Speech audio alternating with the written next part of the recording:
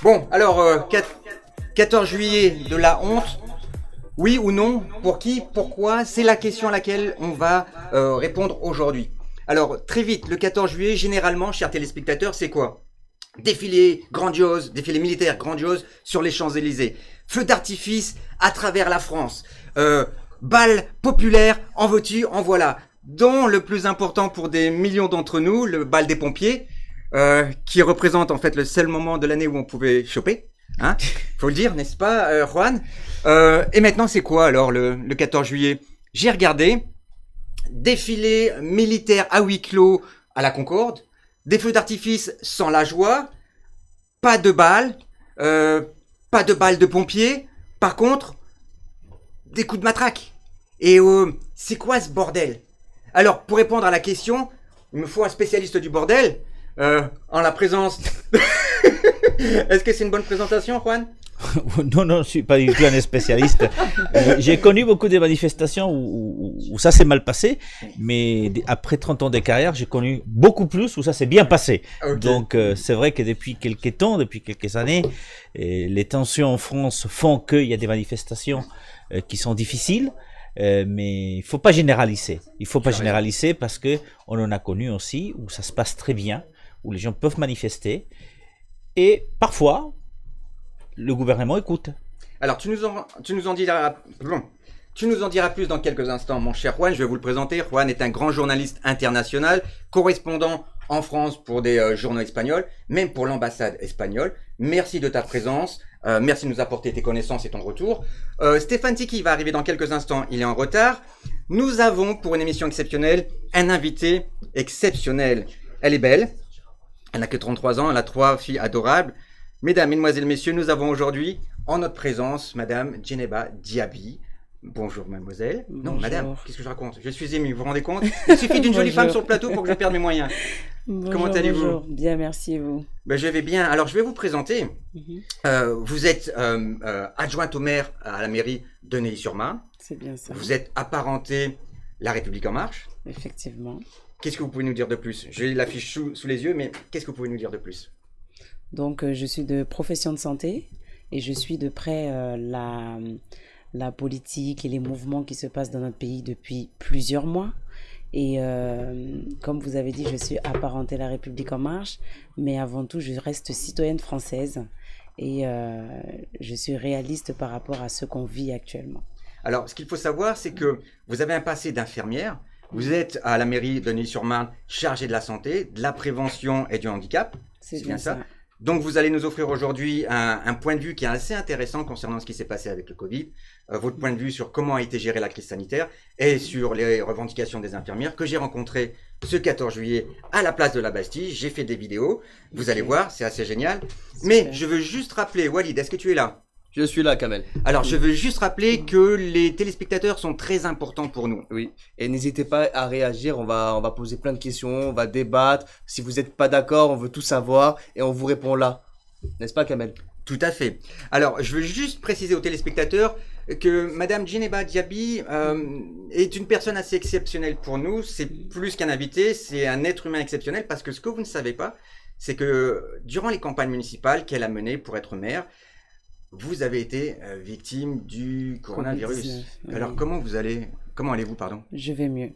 Je vais mieux. Je suis passée par des semaines compliquées parce que un virus inconnu, donc prise en charge compliquée. On ne sait pas vraiment quels symptômes on va prioriser ou on va traiter. Et donc, la rémission elle peut être longue, mais on parvient quand même à s'en sortir. Aujourd'hui, je vais très bien. J'ai repris mon travail par moment. Je reste encore infirmière libérale.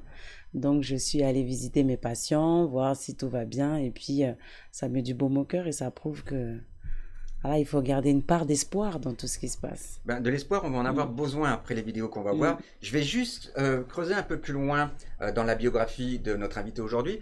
Vous allez me corriger, ok? Vous êtes né à Lagny-sur-Marne en 87. C'est bien ça. Vous n'avez que 33 ans. Oui. Oh là là. Bon, ouais, bref. Vous êtes né. Kamel, il est amoureux là, je sens. Là, qu'est-ce qui va pas là, Kamel? Concentre-toi dans l'émission là. Non, et justement, bref. Alors, vous êtes né de parents ici du Mali. Oui. Alors, vous êtes l'aîné d'une famille nombreuse et vous dites Mhm. sur votre site, votre métissage culturel a toujours été une force et une fierté. Oui. Je ne suis pas l'aînée, je suis la 8e d'une Ok. fratrie de 23 enfants. Mes parents sont du Mali et notre fierté, elle est double hein, parce qu'on a des parents qui nous ont transmis des vraies valeurs et couplé à l'ascenseur social, ça prouve qu'on peut s'en sortir même quand on est issu de la diversité. Alors, ça, c'est un point de vue qui va vachement nous intéresser puisque à la fin de l'émission, on va l'aborder. Vos parents, je suppose qu'ils sont fiers de vous. Ils sont fiers. Vous Ils avez sont 3 fiers. filles. Oui. Elles ont quel âge? J'ai une fille de 16 ans, 10 ans et de 8 ans. Et qu'est-ce que vous leur inculquez? Mon objectif aujourd'hui, c'est de dire qu'il ne faut pas se mettre des barrières, il faut croire en ses rêves. Et moi, je suis issue actuellement du 93, notamment Neuilly-sur-Marne. Et j'aimerais redonner à la jeunesse cet espoir d'aller de l'avant, Comme moi. de ne pas être assigné à résidence dans leur quartier ou en bas de leurs immeubles en pensant qu'ils ne peuvent rien faire. Donc, je leur prouve par ce que je fais au quotidien que c'est possible de s'en sortir. Alors, à toutes les personnes issues des minorités visibles qui nous regardent, vous allez voir à quel point nous sommes honorés d'avoir Madame Djeneba Diaby, parce que je vais aller plus loin dans sa biographie. On va bien sûr répondre à la question du 14 juillet. 14 juillet, de la honte ou pas, pour qui et pourquoi, on va y répondre. Mais je suis tellement touché par notre invité que j'ai besoin de creuser un peu plus loin. Alors, vous êtes infirmière de formation, Oui. vous avez rapidement évolué dans votre carrière pour devenir cadre de santé au CHS Maison Blanche. On ne C'est parle pas bien des ça. États-Unis, hein. C'est pas la même chose. Non. En 2007, après avoir obtenu votre diplôme de gestion des établissements de santé, vous créez un réseau d'infirmières libéral, à Neuilly-sur-Marne qui rayonne sur tout le bassin de vie. Effectivement. C'est une bonne présentation? C'est une bonne présentation. Bien. Et c'est suite à ce cabinet que je me suis dit, à un moment donné, il faut qu'on fasse quelque chose pour la santé dans cette ville. Et je me suis lancée en politique. Alors justement, en parlant de politique, on va mettre la première photo à l'écran. Alors, de vous à moi, c'est pas une photo de maire, ça c'est une photo de présidente de la République. T'en penses quoi, Stéphane? Et Stéphane, je sais pas Stéphane, ce non, qu'il pardon. pense, Stéphane. Ah, mais Stéphane lui, est pas ça encore va là. pas, hein. Non mais ça y est, en fait, juste pour vous expliquer pourquoi je suis troublé aujourd'hui, c'est parce que Stéphane Tiki est en retard, on le pardonne, il est à un mariage, et moi ça me trouble dans ma présentation. Donc vous inquiétez pas, tout va bien, il s'appelle bien Juan, et c'est un homme. Tout à fait. Et Non, quel homme, non, mais c'est. Mais est-ce que quand je regarde l'affiche après avoir écouté, est-ce que la présentation de Kamel, alors moi la question que je me pose, est-ce que vous êtes une infirmière ou vous êtes une femme politique? Je suis une infirmière, je suis une femme du peuple, comme je dis. Et je suis arrivée en politique parce que je cherche à bien faire. On ne peut pas plaire à tout le monde, mais au moins on peut mettre un peu de baume au cœur. Il ne faut pas tout attendre de là-haut, comme je dis. Dans la proximité, on peut créer des belles dynamiques, des belles choses. Et c'est comme ça que je me suis mise en politique. Est-ce que je peux C'est le un peu prouver ça. aux téléspectateurs, ce que vous venez de dire? Que vous essayez de mettre du baume au cœur aux gens, aux citoyens de votre ville. Est-ce que je peux le prouver? Vous pouvez. Yanis, est-ce que tu peux mettre la deuxième photo? Et voilà. Alors, je vais expliquer un peu ce qu'est cette photo. Stéphane, le porte-à-porte pour toi, est-ce que c'est quelqu'un d'amusant, c'est quelque chose d'amusant ou de chiant? Encore une fois, je ne suis pas Stéphane. Stéphane, Juan, On a fait une dizaine d'émissions Non. ensemble, mais c'est pas grave. c'est parce qu'en fait Stéphane est Là. toujours à la droite. Stéphane est toujours à droite et Juan à gauche. À Et donc gauche. le réflexe. c'est de... Alors tu peux reposer la question. Alors, mon cher Juan, le porte-à-porte, si je te proposais de faire du porte-à-porte, t'accepterais avec joie ou pas? Alors j'ai du mal, hein, j'aurais du mal. Hein. Je crois Mm. que je ne suis pas un homme politique et je suis un journaliste parce que j'ai des choses que j'ai du mal à accepter. Et donc j'ai du mal à faire peut-être ce Cette porte-à-porte. démarche. C'est une démarche très particulière Oui. parce que on peut retrouver beaucoup de joie, mais surtout au début, j'imagine, on retrouve beaucoup de refus Alors, et des juste- portes fermées. Et c'est dur quand même Mais est-ce que tu de as frapper compris à des pourquoi portes qui s'ouvrent pas. C'est ça. je me permets de te couper. Est-ce que tu as compris pourquoi j'ai montré cette photo? Est-ce que tu peux la remettre Non, pas c'est la voilà. Alors cette photo, c'est Madame Djeneba Diaby en train de faire du porte-à-porte avec le sourire. Mais comment Toujours, Comment toujours vous le faites sourire. C'est naturel et c'est sincère. C'est surtout ça. Parce que moi, j'en ai fait du porte-à-porte. Hein. Croyez-moi, j'avais pas ce sourire. Ah ben moi j'ai toujours eu le sourire et puis c'est ma démarche au quotidien. Quand je suis libérale, je vais au domicile des gens, je rentre dans leur intimité. Il faut que ce soit un minimum agréable. Donc pour moi le porte-à-porte, on a tapé 7000 portes Waouh. pendant la campagne municipale. Alors, est-ce que je peux dire... Alors, moi, j'ai visité votre site, j'ai vu votre actualité. Et si je puis me permettre, si j'étais votre opposant, j'aurais très peur. Parce que je dirais que vous êtes la plus dangereuse des candidates et je vais encore le prouver en image. Vous me permettez? Allez-y. Denise, est-ce que tu peux diffuser la deuxième image? Voilà. Ok. Alors, cette personne vous fait penser à qui? Moi, elle me fait penser à une certaine personne. Stéphane? Si tu m'appelles encore Stéphane, je Oh. m'en vais. Juan. Je crois qu'il a Tu vois- décidé de m'appeler Stéphane tout au long aujourd'hui. de cette Oui, On émission. va lui mettre une pancarte, hein. Juan, pardon, c'est ce réflexe. C'est comme le chien de Pavlov, tu sais. Ding, Oui. ding, ding, ding. À force de, oui. Alors, Stéphane, Walid, elle vous fait penser à quoi? Djeneba Diaby? Au marché? Est-ce que tu peux remettre la photo? Une dame du peuple, c'est ça? Walid. Alors, je vais vous donner la réponse. Est-ce que tu peux passer la photo suivante? Et voilà. Ah oui. Michelle Obama. Qu'est-ce que vous en pensez? Est-ce que la comparaison est justifiée? Plus joli. Il y a encore joli. de l'expérience à acquérir. Comme je dis, step by step. Est-ce que vous voyez continuer longtemps dans la politique? Je pense que je veux continuer dans la politique. Parce que Ça, c'est un il message. y a beaucoup à faire. Il reste beaucoup à faire. Mhm. Et c'est pas, on n'arrive pas en politique une année ou un mandat et on disparaît. Si Ok. on s'engage pour faire, on s'engage jusqu'au bout. Je vais vous poser une petite question et ensuite on passera à la vidéo. Est-ce que vous pensez que vous pourriez faire mieux que ce que fait le gouvernement actuellement, puisque vous êtes apparenté La Marche, La République En Marche? Comme je dis souvent, la critique est facile. Donc, je ne peux pas me permettre de dire que je pourrais faire mieux que le gouvernement. Mais par contre, je peux me mettre à leur disposition pour leur apporter des clés, des outils qui leur permettent de mieux gérer, en tout cas, nos territoires. Je pense qu'aujourd'hui, il va falloir que le gouvernement redescende d'un cran et vienne un peu plus dans les villes, dans les quartiers, pour comprendre la réalité des Français, Très bonne tout réponse. simplement. En tout cas, dans votre élocution, on sent la sérénité. Hein. Je sais pas si vous Exactement. avez remarqué, mais Mais- c'est vraiment agréable. Hein. Est-ce que c'est difficile on parle de la dernière campagne électorale pour les municipales. Est-ce que c'est justement difficile dans un contexte très particulier, d'un côté la pandémie, mais aussi dans un contexte où le gouvernement est décrié, Bien sûr. justement de se présenter avec cette étiquette de la République En Marche. Est-ce que ça a été Alors- spécialement compliqué ou pas? Est-ce que vous pouvez juste Non. répondre après la vidéo, parce que en fait ta réponse est très intelligente Vas-y. et elle apportera de superbes éléments de réponse après la vidéo. Je vais juste Ok. vous poser à toutes les deux une question. Que représente le 14 juillet selon vous? Et ensuite on verra ce que le peuple, entre guillemets, Mhm. pense du 14 juillet, ce qu'il représente pour lui. Donc je vais commencer par toi, Stéphane. Que représente pour toi le 14 juillet?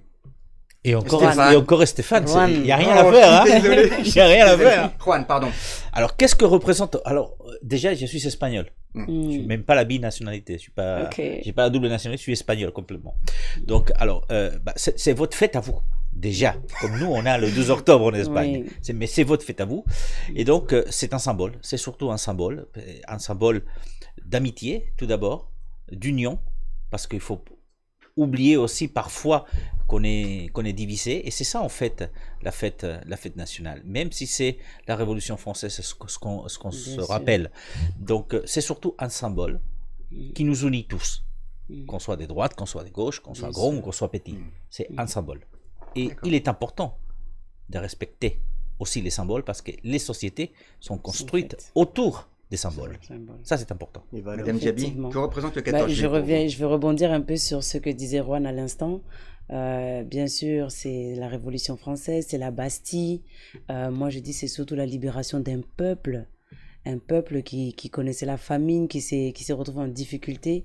Et à ce moment-là, l'union a fait la force. L'union a fait la force et on a construit l'histoire de la France à travers ces luttes.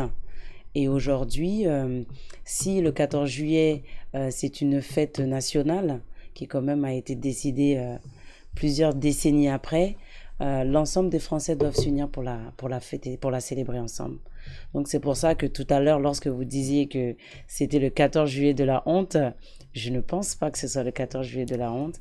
Toutes les communes ont fait un feu d'artifice. Eh bien, on va voir justement ce que pensent les gens de ce 14 juillet. Je veux juste rappeler, Walid, que les gens peuvent nous laisser des commentaires, surtout qu'on va leur demander leur avis après la vidéo.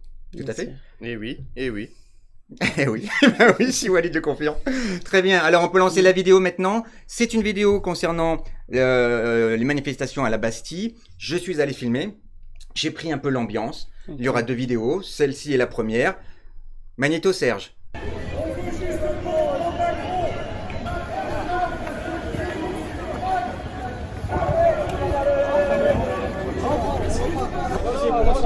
On doit prendre le train, on travaille demain, l'infirmière. Ah oui. Le 14 juillet, c'est la révolution, c'est la République. Hein, D'accord. C'est ce qu'il y a de mieux dans notre pays. Moi, quand j'étais gamine, le 14 juillet, c'était la saucissonnade dans le village où on faisait des jeux pour enfants. Hein, donc, c'est autre chose. Aujourd'hui, maintenant, c'est... Macron a voulu rendre hommage aux infirmières à travers ce 14 juillet. Est-ce qu'il a réussi son coup ou pas? Il n'a pas réussi. Carrément, il n'a pas réussi. C'est foutu de notre gueule. Il doit travailler demain,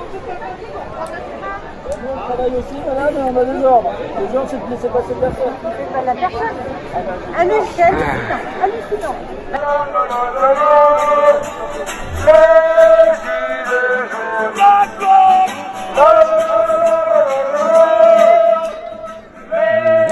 Si tu veux. Oh là. Parler justement de l'accord qui est signé. Donc il vaut mieux le faire en deuxième partie. Là, faut que tu me montres bien lequel.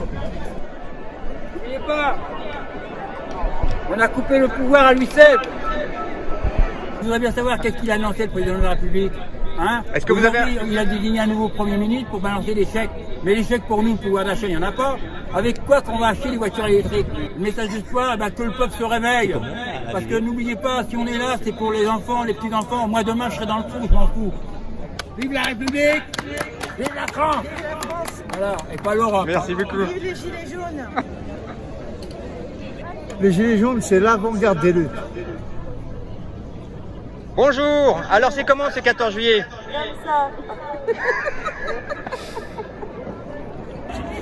Vous devriez bouger parce que je crois que ça va chauffer. Ah oui, bon, on est habitué. Ah bon? là, c'est- Moi c'est la première, c'est pour ça. Ah non, non, on sait comment ça se passe en général. D'accord. Bon, Charlie 2, ici. Les drôles de dames! On essaye de passer comme ça. Vous en On est sortez? coincé, on peut pas sortir, c'est comme d'habitude. Il n'y a plus de sortie. Là, c'est libre, le peuple. On vous paye. On est bien d'accord. À force de matraquer et mutiler, vous allez faire quoi? Obéir à des ordres de malfrats qui vous sous-estiment, qui n'en a rien à foutre de vous. Macron, il s'en tape de vous. Sachez-le bien, c'est vous qui devez être avec nous, nous protéger et enlever ce gouvernement qui nous tue à petit feu.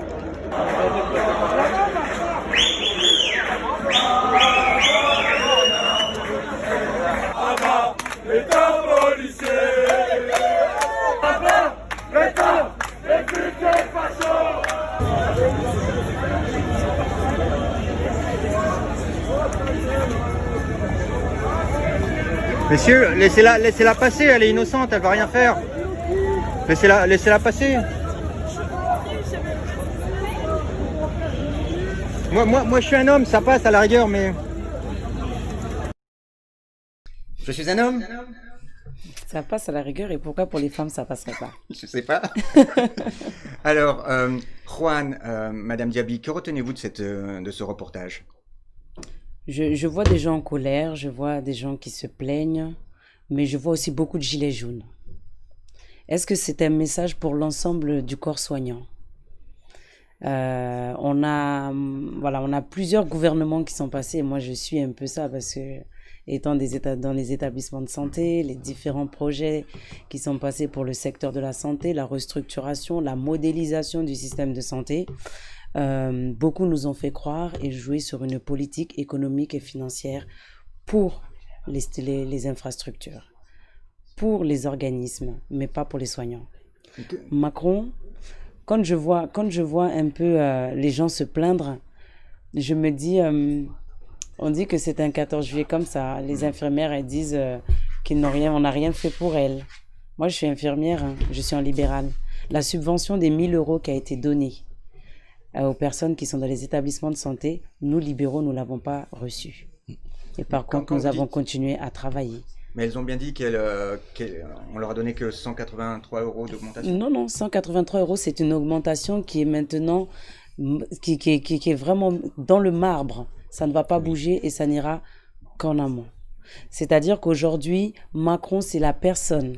Monsieur Emmanuel Macron, c'est le chef du gouvernement français de cette dernière, on va dire, république, qui s'est permis de mettre autant d'argent à la disposition des soignants. C'est du concret. Tu peux rebondir là-dessus? Oui, enfin, d'abord, je vais rebondir sur la vidéo qu'on a vue. Effectivement, on voit des gens en colère. Et le 14 juillet, c'est aussi ça, des gens qui peuvent montrer sa colère. Mais en même temps, pour être sincère, il y a quelque chose qui me gêne dans la vidéo. C'est qu'il ne faut pas généraliser. Ce qui s'est passé à la Bastille, c'est une réalité, c'est comme ça. C'est un moment très précis. C'était juste avant qu'il y ait des charges de la police. Pardon. Mais j'aimerais pas qu'on généralise, parce que dans d'autres endroits de la ville, ça se passait bien. Et il n'y avait pas de problème. Et effectivement, il y avait des gilets jaunes, ils sont là depuis plus d'1 an. Et il y avait des infirmières qui ne sont pas d'accord. Mais je rebondis sur ce que madame a dit, c'est qu'effectivement, et je reviendrai là-dessus tout à l'heure, il y a eu un accord qui a été approuvé pour la plupart des syndicats. Et ça, c'est important. Et ça, c'est quelque part historique. Et je vous expliquerai pourquoi après. Est-ce que tu veux un verre d'eau peut-être? Oui, je vais en prendre. Ok, on va t'apporter un verre d'eau. Mais est-ce que vous comprenez ces personnes? Parce qu'on peut avoir des points de vue politiques différents, mais est-ce que vous comprenez leur souffrance? Mais peut-être que c'est à leur niveau, j'entends. Mais je ne partage pas forcément la souffrance qu'ils ont, mais je peux les comprendre. Mais aujourd'hui, avec une indemnité de 180 € par mois qu'on met en plus sur le salaire, ça c'est du concret, c'est visible, on en profite tout de suite. Mais lorsqu'on met un système de santé où on travaille sur la tarification à l'activité, où on travaille sur la mutualisation des services, on réduit le nombre de lits, etc., on ne fait pas une économie dans le sens des soignants. Parce qu'eux, ils continuent toujours à travailler à flux tendu. Mais cette indemnisation qu'ils vont recevoir mensuellement, c'est un bon début. Et moi, je remercie vraiment cette décision qui a été prise. C'est triste que ce soit la Covid-19 qui nous a permis d'être revalorisés aujourd'hui. Mais dans toute situation, on en tire du positif, on en tire du négatif. Est-ce qu'on a déjà eu un événement pareil? Le 14 juillet, on l'a dit tout à l'heure, il y a un événement, une fête nationale qui est censée nous rassembler. De l'histoire de France, est-ce que c'est la première fois qu'on voit ça? C'est-à-dire qu'on voit ça, un 14 juillet qui se déroule à huis clos.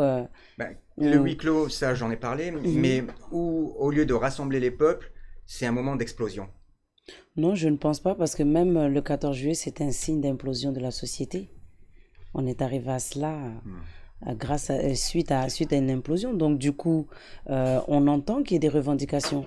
Je veux dire aujourd'hui, le mandat, depuis que le mandat a démarré en France, le mandat de Emmanuel Macron a démarré, il a été confronté à beaucoup de difficultés. Et on dit que la gestion du Covid a été compliquée, mais lorsqu'on regarde finalement l'ennemi inconnu, on essaie de trouver toutes les dispositions pour pouvoir se protéger, et on le fait comme on peut. Alors, est-ce que vous êtes infirmière, vous avez un point de vue assez particulier. Dans la deuxième vidéo, on verra beaucoup d'interventions de la part d'infirmiers. Je peux vous poser la question avant même. Vous pensez que la gestion de la crise sanitaire s'est faite comme il fallait ou pas? Non, parce qu'on ne savait pas à quoi on avait affaire. On ne savait pas. Mais est-ce que la tâche d'un gouvernement, c'est pas aussi prévenir, anticiper? C'est prévenir, anticiper. La France a très rarement connu des pandémies. Il y a eu H1N1 en 2010, hein, si je ne me trompe pas. C'est Roselyne Bachelot qui était au ministère de la Santé à ce moment-là. Et on a tâtonné dans un premier temps. Mais les ravages du H1N1 ont pu être canalisés très rapidement parce que la recherche nous a apporté des solutions rapides. Aujourd'hui, on a été confronté à des chercheurs qui se disputaient pour le titre de celui qui va trouver le bon traitement ou le bon vaccin, et ça nous a fait perdre beaucoup de temps. Alors, est-ce que vous pouvez constater comment... Bon, le constat est officiel, Juan, c'est qu'il y a eu quand même de l'incompétence de la part du gouvernement. Je ne me trompe pas quand je dis ça. Bon, il y a deux choses. D'abord, personne n'avait été effectivement confronté à ce problème-là de la pandémie. Après, je ne sais pas si c'est de l'incompétence, mais ce qu'il y a eu, c'est une maladresse certaine, et surtout, il y a une erreur en communication qui a été énorme. C'est-à-dire que tu ne peux pas changer d'avis tous les 3 semaines. Tu ne peux pas dire que les masques ne sont pas nécessaires quand on sait tout de suite qu'elles le sont, et que si tu dis qu'elles ne sont pas nécessaires, c'est juste parce que tu n'en as pas. Il aurait fallu plutôt reconnaître qu'on ne les a pas et qu'il va falloir les produire, les fabriquer, etc., que de mentir. Parce que le mensonge en politique, ça se voit. Alors, l'incompétence, et je termine avec ça. Non, mais c'est très bon. Quand on compare, je crois que on n'est pas seul dans le monde. Donc, si on regarde comment ça s'est passé en Italie, comment ça s'est passé en Espagne, ou comment ça s'est passé en Chine, etc., ou comment ça s'est passé, par exemple, dans un pays comme l'Iran. Aujourd'hui, il y a encore des centaines de morts pratiquement tous les jours. Donc on peut dire que nous, en Europe, on s'est plutôt bien sortis. Quand on regarde ce qui se passe en France par rapport à l'Allemagne, on se dit, oui, on est en retard. Il nous manquait 5000 lits en réa que les Allemands avaient et pas nous, quand on aurait dû les avoir. Eux, ils avaient des masques et nous, on n'en avait pas. Donc à ce niveau-là, c'est pas de l'incompétence, mais c'est de l'imprévision. Ils n'ont pas su prévenir. Après, par la suite aussi, on a été confronté à un problème qui a été mondial. C'est que tout le monde courait pour pouvoir obtenir des masques pour son pays. Et on sait que l'un des plus grands fournisseurs de masques nous a tourné en bourrique. Oui, mais on n'avait pas les stocks, on aurait dû avoir les stocks. Non, on n'aurait pas dû avoir les stocks parce qu'on ne savait pas que le coronavirus allait arriver, sinon on aurait eu les stocks. Mais il y a les stocks, les fameux 600 millions de masques. Donc du coup, dans les 600 millions, il y a eu beaucoup de périmés aussi. Moi, je pense que c'est une question qui a remis en lumière notre façon de contrôler et d'accompagner notre politique de santé. C'est ça qu'il faut prendre en compte aujourd'hui. Moi, il y a une question qui me taraude. On dit tous, on connaît tous l'adage, faute avouée, à moitié pardonnée. Vous êtes une politicienne. Il y a une question. Je ne comprends pas pourquoi les politiciens ont autant de mal à avouer leurs fautes et à demander pardon au peuple. Moi, je ne pense pas que c'est les politiciens. Moi, je pense que ça, c'est personnel. Je suis désolée. Quand on n'a pas la solution, on dit « je n'ai pas la solution ». Mais maintenant, je pense qu'il y a des peurs, il y a des craintes. À chaque fois qu'on dit qu'on ne peut pas, la PAF, les médias, les premiers, ce sont des incompétents, ce sont des amateurs, c'est ceci, c'est cela, et ça, c'est compliqué. Donc moi, sincèrement, je pense qu'il y a eu une grosse erreur de communication, mais le fait de dire que nous n'avons pas les stocks, je ne vois pas en quoi ils n'ont pas été en capacité de le dire aux Français. Alors, ça, c'est quelque chose. Vous pouvez nous promettre que dans votre carrière politique, et ensuite on passera à Walid, est-ce que dans votre carrière politique, vous pouvez nous promettre que vous nous direz toujours la vérité? Moi, je serai toujours transparente en tout cas. Parfait. Et je dirai ce que je pense. Voilà. Walid, tu veux intervenir? Alors, non, juste, on a notre chère Audrey Pronissi qui nous a rejoint. Bonjour, on l'embrasse de là où on est. Et elle a une question. Je vais vous la lire un peu avec le ton comme ça. Okay. Alors, Djeneba Diaby. Comment pensez-vous que le corps soignant peut-il être revalorisé à court terme? Là, du coup, à court terme, il y a eu déjà les primes qui ont été données. Et là, il y a la mise en place de l'indemnité, enfin, la revalorisation salariale de 183 € qui va être perçue par les soignants. Et ça va se faire très rapidement. C'est des fonds qui vont être débloqués très rapidement. Ça marche. Et on a encore une question. Quelles sont les revendications immédiates au-delà du plan Ségur que propose le gouvernement? Les revendications? Bon, moi, je pense que maintenant, il faut qu'on suive un petit peu ce qui a été mis en place, l'accompagner, qu'on soit dans des conseils où on nous consulte et qu'on peut corriger, s'améliorer au fur et à mesure du temps. Ça marche. Alors, si comme Audrey Pronessi, vous avez des questions, n'hésitez pas à nous les poser. Djeneba se fera un plaisir ou pas de vous répondre et on en débattra sur ce plateau, n'est-ce pas, Kamel? Merci beaucoup. En tout cas, elle dira toujours la vérité. Merci Audrey pour ce commentaire, ces deux questions très intéressantes. Juan, tu voulais rebondir là-dessus? Oui, en suivant les propos, ils ont mal géré parce que c'est compliqué. Il y a les erreurs de communication. Mais par contre, ce qui est incompréhensible, c'est de faire démissionner ou partir la ministre de la Santé en pleine pandémie. Ça, c'est des choses qu'on a du mal à comprendre. On a, de la part du gouvernement, priorisé les élections municipales à Paris à la gestion de la pandémie. Je suis d'accord. On peut dire que Olivier Véran derrière, il s'en sort quand même pas mal. Mais il y a des décisions qui ont été prises qui sont incompréhensibles. Et c'est là, cette décision-là, les mensonges autour des masques et les problèmes de communication avec notamment notre ami et le ministre de l'Éducation Jean-Michel Blanquer qui te dit aujourd'hui qu'il n'y aura pas de confinement et le lendemain le confinement est annoncé, qui te dit que l'école va continuer et le lendemain l'école est fermée. Donc il y a tous ces problèmes-là qui sont venus effectivement polluer la politique du gouvernement. Déjà c'est compliqué pour tout le monde. Et n'oublions pas de toute façon que derrière cette politique, et c'est ça où on peut reprocher quelque chose au gouvernement, c'est que derrière les erreurs qui peuvent être plus ou moins justifiées, le problème c'est que dans cette pandémie, derrière les erreurs, il y a 30 000 personnes qui sont mortes. Alors, et mourir à cause d'un manque de lits de réa, ça c'est un gros problème. Mais moi, je ne pense pas que ce soit que le manque de lits de réanimation, parce que la plupart des décès qui ont eu lieu, c'était dans les services de réanimation, c'était des personnes qui étaient plus ou moins sous traitement. Maintenant, par rapport au fait que Agnès Buzyn soit partie en pleine pandémie, moi, je me suis posé une grande question. Est-ce qu'elle est en capacité de pouvoir gérer aussi cette pandémie? Je ne pense pas qu'elle était en capacité.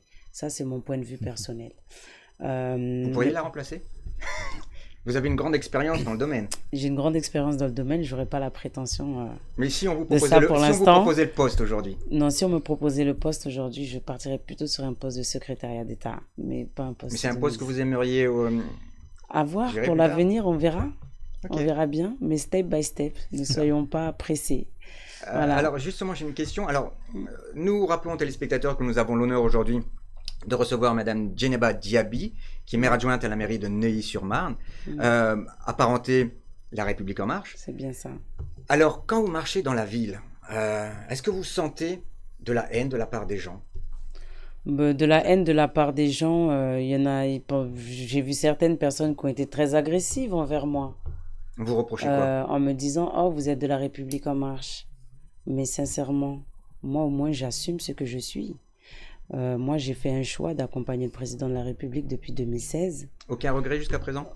Je n'ai pas de regret, mais je pense que avec un peu plus d'attention et moins se faire prendre par la houle du pouvoir, on aurait pu gérer les choses différemment. Et moi, je suis loyale. Le jour où ça va, on est ensemble. Le jour où ça ne va pas, on ne doit pas se séparer des gens parce qu'on estime qu'aujourd'hui, ça ne va pas. Quand ça allait, on était ensemble, on a construit. Aujourd'hui, on s'aperçoit que ça ne va pas. On doit trouver des solutions ensemble. Et c'est pour cela que j'ai assumé de garder l'étiquette de La République En Marche. Parce que j'aurais pu faire le choix de la retirer. Mais qu'est-ce que les gens auraient pensé de moi? Ils auraient dit, bon, elle a l'étiquette, elle investit par La République En Marche, elle retire l'étiquette parce qu'elle ne s'assume pas, elle n'est pas sincère. Trop de discussions. Donc non, je suis de La République En Marche. Je continuerai avec La République En Marche. Je ferai ce qui est possible à mon niveau pour pouvoir faire avancer les choses à Neuilly-sur-Marne dans un premier temps. Et au décours de cela, je pense que on se fera entendre. Et puis, en tout cas pour les municipales, c'est plus du Djeneba que les gens ont accompagné que de La République En Marche. Parfait. Voilà. Je suis d'accord, on est charmé par votre présence. Merci. Très bien, on va lancer Vous voulez pas passer par Villemont au passage? On est juste à côté. Est-ce que ça vous dit qu'on passe la deuxième vidéo? Allez-y, voyons voir ce que tu as concocté. Et on verra comment vous répondez aux personnes que j'ai filmées dans la vidéo. Ok. Deuxième vidéo du reportage.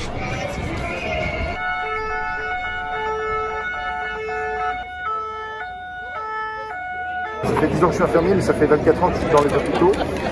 J'ai pu voir justement au fur et à mesure les fermetures de lits, les restructurations, les coupes budgétaires dans les hôpitaux.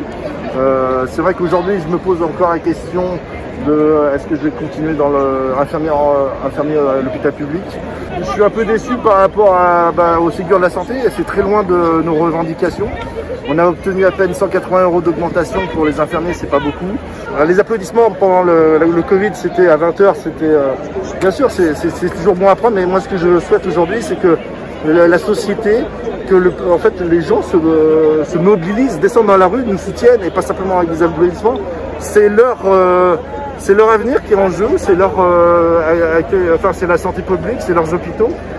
Ils devraient se soucier de ça et voilà. Enfin moi je trouve qu'on n'est pas assez aujourd'hui encore au niveau des hospitaliers. On n'est pas assez soutenu encore. Il y a plus de forces de l'ordre que de manifestants et c'est un peu dommage. On est quand même totalitaire. Le gouvernement a le pouvoir de la presse, pouvoir judiciaire, pouvoir médiatique, pouvoir judiciaire, tout ça. Enfin, on n'a plus aujourd'hui. Même aujourd'hui, il y a des soignants qui ont fait voler, je ne sais pas si vous avez vu le message avec des ballons, ils sont au commissariat du 7e aujourd'hui. Pour simplement avoir fait une banderole avec des ballons. Il faut complètement être... nous on est déterminés, le gouvernement fait l'autruche et fait des remaniements qui ne servent à rien. De toute façon, ils ont toujours, Macron a toujours ce cap d'établir, de faire des coupes budgétaires, de détricoter, de détruire le système public pour en faire justement une capitalisation pour les sociétés, pour les lobbies privés, tout simplement.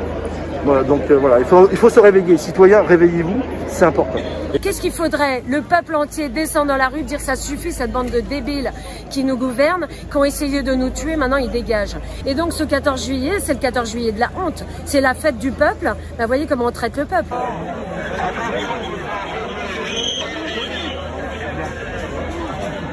Le pays des droits de l'homme.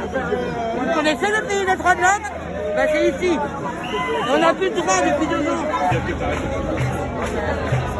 L'abstention, c'est que les gens ont compris enfin que l'élection, c'est de l'ingénierie sociale. Il n'y a rien à voter. Bleu, blanc, rouge, c'est exactement pareil. Il n'y a strictement rien à voter. Voilà, et c'est pour ça que les gens arrêtent de voter, parce qu'au moins ils arrêtent d'être pris pour des cons. La police nationale vient de nous renvoyer vers vous parce que nos collègues nous ont envoyés là-bas, ils nous ont dit ils sont bien sympas de nous les envoyer. On fait quoi? Ils vont pas nous laisser passer eux, alors on fait comment? Et eux derrière ils nous avancent. Ça s'appelle comment un régime où les gens ils peuvent pas sortir en fait? Comment ils avancent, qu'on est en train d'être partis comme des moutons. Alors ça s'appelle comment un régime où les gens ne peuvent pas sortir? Alors un gouvernement qui fait l'autruche, plus de policiers que de manifestants, pays des droits de l'homme, non? Alors là, bon, la première des choses, c'était une vidéo qu'on appelle du brut. Hein. Donc on est allé, il n'y a pas de filtre, on a posé des questions, on a des réponses et on les met pas en contexte. On est dans une place où les gens manifestent. D'accord. Donc après, tout y est. Il y a ceux qui, comme la dame qui parlait du vote, l'abstention, ceux qui parlent qu'on n'a plus de pouvoir, tout le pouvoir là, le gouvernement, enfin, on mélange tout. Oui. Il y a l'hospitalier même qui en fait parle plus du pouvoir de la police, de la justice que de l'hospitalier.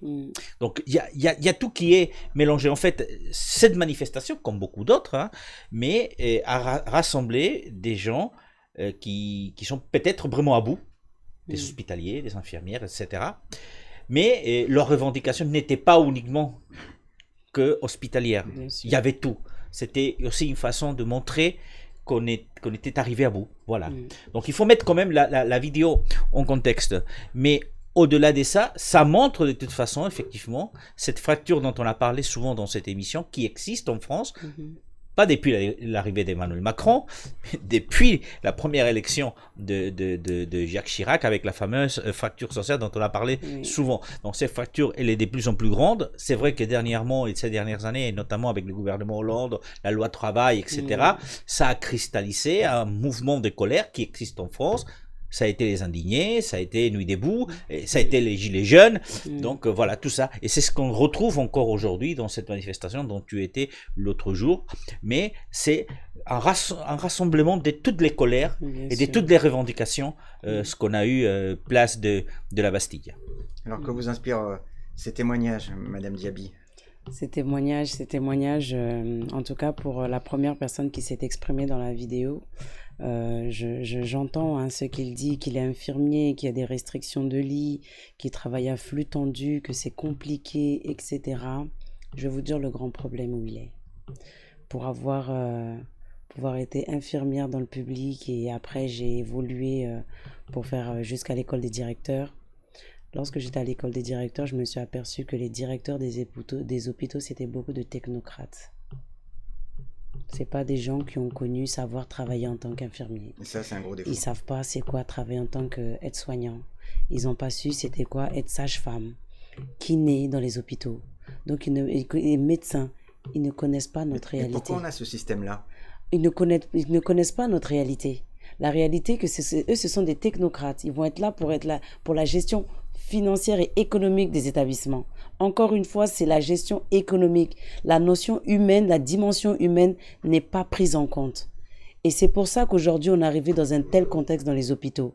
Moi, je demande qu'on ouvre de plus en plus les fonctions de directeur d'établissement à des personnes qui ont un parcours d'aide-soignants, d'infirmiers, de médecins, de sages-femmes, de kinésithérapeutes, parce que ce sont des personnes qui connaissent la réalité du terrain. Lorsque vous dites un technocrate, nous n'avons que 10 lits et nous sommes obligés de faire sortir les patients à moins d'une semaine parce qu'on doit générer un turnover dans le service. Mais qui est responsable? Il ne comprend pas ça. Mais alors, qui est responsable du passage service public à service marchand? Comment on en est arrivé là? Mais aujourd'hui, on est dans une société qui tend vers le capitalisme. Mais pourquoi? Les gens, ils veulent générer des fonds. L'hôpital public, ça devient extrêmement cher parce qu'il y a eu une mauvaise gestion du service public. Et aujourd'hui, le service public se retrouve endetté, surendetté. Et pour répondre à cela, il faut faire des restrictions. Ça, je l'entends. Mais par contre, il faut savoir comment mener ces restrictions-là. Alors, juste, je suis sûr que tu vas rebondir là-dessus, Juan. On parle souvent, je ne vais pas me faire l'avocat du peuple, on pense souvent à restrictions budgétaires et de l'autre côté, on entend parler, oui, mais si on fermait les évasions fiscales, les paradis fiscaux, pardon, on pourrait récupérer de l'argent. Et parfois, j'ai l'impression qu'il y a deux poids, deux mesures. Selon qu'on fasse partie du peuple du bas ou du peuple du haut, des élites, on est traité d'une manière différente. Vous voyez ce que je veux dire?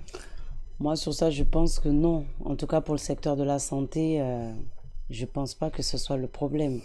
Aujourd'hui, si on veut récupérer de l'argent, on peut le faire intelligemment, sans pour autant faire souffrir ceux qui sont sur le terrain. Alors, quelle serait votre méthode? Et je reviens vers toi, Juan. Quand vous dites on pourrait le faire intelligemment. La méthode, je pense qu'elle n'est pas compliquée. Quand on met un système en place, on forme les gens sur le terrain. Le système qui est mis en place aujourd'hui pour gérer les hôpitaux, les soignants ne sont pas forcément au fait. Quand il faut faire de la tarification à l'activité et que le patient arrive dans un service d'urgence, on ne peut pas coter parce qu'on ne sait pas exactement ce qu'il y a à mettre. Quand un patient il vient pour une prise en charge psychiatrique, c'est des prises en charge qui sont longues. On ne peut pas forcément codifier le temps, la prise en charge médicale, etc. Donc systématiquement, il y a un fossé qui se crée. Moi, je suis tombée dans des situations où l'Agence régionale de santé a réduit le nombre de soignants parce qu'au niveau du chiffre annuel, les services ne rentraient pas du tout dans le quota. Mais ça ne veut pas dire qu'ils avaient moins d'activité. C'est que simplement, ils n'ont pas été accompagnés sur la façon de faire. C'est bien de mettre des choses en place, mais il faut les accompagner. Ce n'est pas quelque chose qu'on pond comme ça. Aujourd'hui, le système hospitalier, notamment public, surtout, gère la misère. Aujourd'hui, en France, mais aussi dans d'autres pays européens, on gère la misère. On gère le système. On met en place rien du tout. On essaye de colmater les brèches à droite et à gauche. Ça, c'est la réalité. Quand on est passé à la tarification, effectivement, sur les actes, là, c'est l'un des premiers problèmes, c'est ça. C'est qu'on a marchandisé le service public et les actes médicaux. Ce qui nous amène par la suite à réduire du personnel, à fermer des services, à réduire des lits. Ce qui nous amène quand même à une chiffre incroyable, c'est qu'aujourd'hui, la France n'a pas assez d'infirmières. Et je m'explique. Dans l'hôpital public, quand on est allé interviewer des infirmières et on vous dit que la durée de travail moyenne d'une infirmière en hôpital public est de 3 ans et qu'au bout des 3 ans, elle part, dans le privé, là vous vous dites, mais c'est quoi cette histoire? Et vous dites dans le privé, quand elle part dans le privé, parce que parfois, elles arrêtent. Oui. Elles s'arrêtent. Quand vous voyez un pays comme la France, qui doit aller chercher des infirmières espagnoles ou polonaises pour les faire venir travailler ici parce que les infirmières françaises qui sortent des écoles font 3 ans et ne veulent plus revenir à l'hôpital public, vous avez un problème. On a marchandisé, c'est vrai, l'hôpital public, c'est vrai qu'on gère la misère, il va falloir changer des choses. Et c'est pour ça que dans un billet que je vais avoir le droit de faire aujourd'hui, je vais revenir sur cette note d'espoir qui est née justement de l'accord qui a été approuvé pour la plupart des syndicats avec les gouvernements sur l'augmentation salariale du personnel hospitalier public et privé. C'est une très bonne transition. Je vais poser une question. On a un peu dévié sur la crise sanitaire, les infirmières, on parlait du 14 juillet. Je vais revenir au 14 juillet. Il y a un moment qui m'a touché particulièrement durant ce reportage. C'est le premier infirmier qui se plaignait qu'il n'y avait pas assez de solidarité, qu'il n'y avait pas assez de peuple pour soutenir la cause des infirmiers. Et ça m'a vachement attristé. Je me souviens de la fracture sociale entre le peuple, le petit peuple et les élites. Et là, j'ai l'impression que la fracture sociale se fait parmi le petit peuple. Et ça me fait très peur. Et ça m'attriste d'abord, mais ça me fait aussi très peur. Qu'en pensez-vous? Mais moi, il sent qu'il n'y a pas de solidarité. Mais je vais dire quelque chose qui est fort, mais je pense que les infirmiers, il faut qu'on se lève. Il est temps qu'on puisse pousser un mouvement. L'ordre des infirmiers ne recense pas l'ensemble des infirmiers que nous avons sur toute la France. L'organisation d'un ordre de professionnels doit avoir une ossature. Elle doit être en capacité aujourd'hui de pouvoir riposter lorsque les soignants ont besoin de certaines choses. Aujourd'hui, je prends l'exemple de l'ordre des médecins. L'ordre des médecins est puissant. L'ordre des médecins est très fort. Les médecins, quand il se passe quelque chose, je peux vous dire qu'en claquant des doigts, le problème est réglé très, très rapidement. Il y a 3, 4 fois ou 5 fois plus d'infirmiers que de médecins en France. Mais nous n'avons pas été structurés dès le départ. Donc aujourd'hui, comme en sortant de la fac de médecine, les infirmiers doivent systématiquement s'inscrire à l'ordre des infirmiers et commencer à créer vraiment un ordre fort qui sera entendu. Parce que si on continue comme ça, eh bien, il n'y aura pas de solidarité. On nous a mis dans l'individualisme. Et vous pourriez les aider? Vous pourriez utiliser votre position? Moi, je pourrais en tout cas utiliser ma position pour que les paramédicaux soient reconnus à leur juste valeur et lorsqu'ils veulent faire monter la voix, qu'on puisse la faire monter comme il se doit. C'est une parfaite note d'espoir qui me permettra de te passer la parole. Juan, pour ton billet d'humeur. Oui, alors aujourd'hui, non, c'était pas un coup de gueule, c'était pas un coup de cœur, c'était une note d'espoir. Et cette note d'espoir, c'est justement l'accord qui a été approuvé pour la plupart des syndicats hospitaliers, du privé et du public, pour cette augmentation salariale, on l'a dit, 183 €, dont une partie va être payée au mois de septembre et une autre partie sera payée en 2021. Alors pourquoi c'est une note d'espoir pour moi? C'est parce que pour la première fois, j'ai l'impression que le gouvernement s'est assis et a vraiment négocié et a écouté les gens qui sont en face. C'est une note d'espoir parce que peut-être que cette méthode, nous allons continuer à la garder. Le gouvernement va continuer à la garder et à la appliquer. Peut-être aussi parce que le gouvernement ne va pas oublier ses promesses et qu'en 2021, quand il va falloir verser la deuxième partie de cette augmentation de salaire de 183 €, donc mensuel net pour ce personnel, comme je disais, ils ne vont pas l'oublier. Mais c'est aussi une note d'espoir parce que les syndicats français aussi ont fait preuve cette fois-ci quand même des patience et d'écoute. Ils se sont dit peut-être qu'on peut avancer avec des petits pas, mais des petits pas nous aident à avancer. Et on ne s'est pas braqué sur les 300 €. Et je reconnais que c'est compliqué pour un syndicat et pour un syndicaliste d'avoir été 7 mois en grève dans les services d'urgence, de voir des collègues partir parce qu'ils n'en peuvent plus, en arrêt de maladie, avec des dépressions. Je comprends que c'est peut-être compliqué pour eux d'accepter, mais c'est bien que les syndicats aient accepté en majorité cet accord. Donc peut-être que la France est en train d'échanger quand il reste 600 jours pour les prochaines élections présidentielles, et on ne sait pas qui va gagner, peu importe. Mais peut-être qu'effectivement, cet accord, c'est la première pierre à un édifice des négociations entre gouvernement et syndicats, et surtout d'écoute. Parce qu'en fin de compte, la négociation, ce n'est que l'écoute. Et écoutez l'autre, écoutez, comme vous l'avez dit, les professionnels, ceux qui sont tous les jours dans les services d'urgence et dans les services hospitaliers.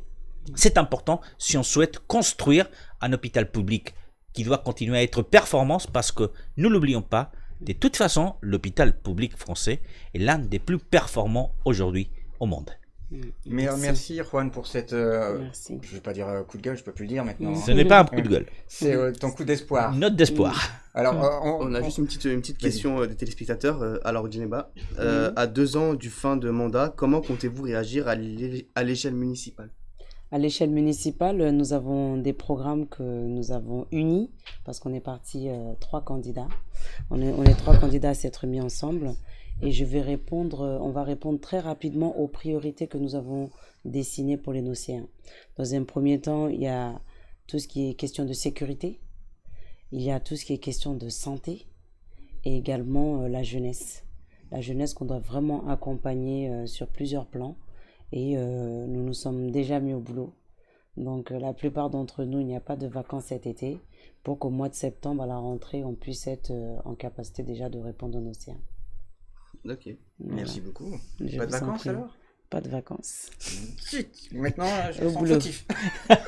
Au boulot. Ok. Alors, on va terminer l'émission, il nous reste à peu près 5 minutes. On va terminer par une petite revue de presse que j'ai concoctée en surfant Super. sur Twitter, Instagram. Et donc, je vais vous demander votre point de vue sur ce que je vais vous montrer. D'accord. D'accord? Très bien. Juan, on est Ok, parti? on y va. Yanis, tu peux lancer la revue de presse. Parfait. Alors, si vous le voyez, j'ai repris des tweets et on peut voir, par exemple, dans l'image du milieu, les images de la honte. Sur la droite, on peut lire « Chapeau la com ». Il y en a qui aiment ça. À noter le choix des militaires Black Lives Matter est passé par là. Qu'est-ce que vous auriez à lui répondre? Il parle de l'utilisation de militaires noirs pour... je sais pas. Non mais attendez, on fait partie intégrante de la France. Je suis d'accord. Nous sommes des purs produits de la République. Nous ne sommes pas des pièces rapportées ou des pièces qu'on va utiliser. Je m'excuse encore d'utiliser le mot pièce. Mais comme je dis souvent, nous sommes les purs produits de la République. Nous n'avons pas à justifier de ce qu'on est ou d'où on vient. On est français avant tout. Je suis d'accord. Ah oui, il n'y a pas d'utilisation. Alors, image suivante. Alors, je vais vous lire pour vous. En gros, sur l'image de gauche, vous avez quelqu'un qui écrit « Vous me dégoûtez et Macron en tête, surtout lui ». Il y en a un autre qui dit, à l'image du milieu, où on montre donc les policiers en parade. « Ah tiens, quand ils ne tabassent personne, on a du mal à les reconnaître ». Et sur l'écran de droite, on voit quelqu'un qui écrit « Quand je lis tous les tweets haineux, boueux, puants en réaction à cette cérémonie, j'ai honte d'être française.